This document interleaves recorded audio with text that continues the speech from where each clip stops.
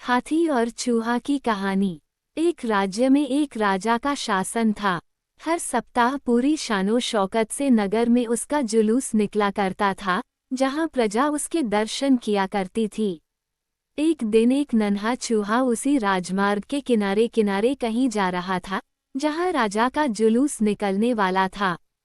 वह चूहा था तो छोटा सा, मगर उसका घमंड बहुत बड़ा था और वह खुद को सर्वश्रेष्ठ और महान समझता था।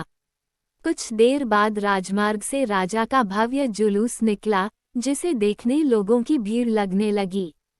राजा अपने पूरे दल बल के साथ था। उसके सैनिक उसे घेरे हुए थे, कई मंत्री और अनुचर उसके पीछे थे। वह एक विशाल शाही हाथी पर सवार था, इसलिए उसे भव्यता से सजाया गया था और उसकी शान भी देखते बनते थी।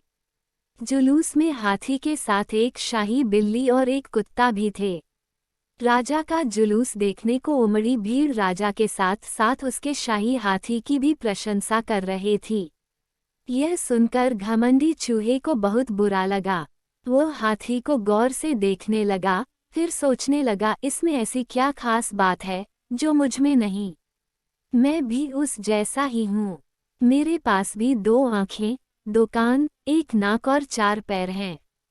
फिर उसकी इतनी प्रशंसा क्यों?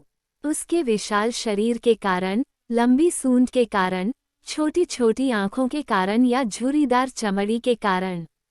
किस कारण? एक बार तुम लोग मुझे देख लो, उस हाथी को भूल जाओगे। मैं हाथी से ज्यादा महान हूँ। चूहा ये सब सोच ही रहा था कि शाही बिल्ली की नज़र उस पर पड़ गई और उसकी लार टपक गई। जुलूस छोड़ वो उसकी ओर लपकी। फिर क्या था? चूहा अपनी सारी महानता भूलकर दुम दबाकर भागा।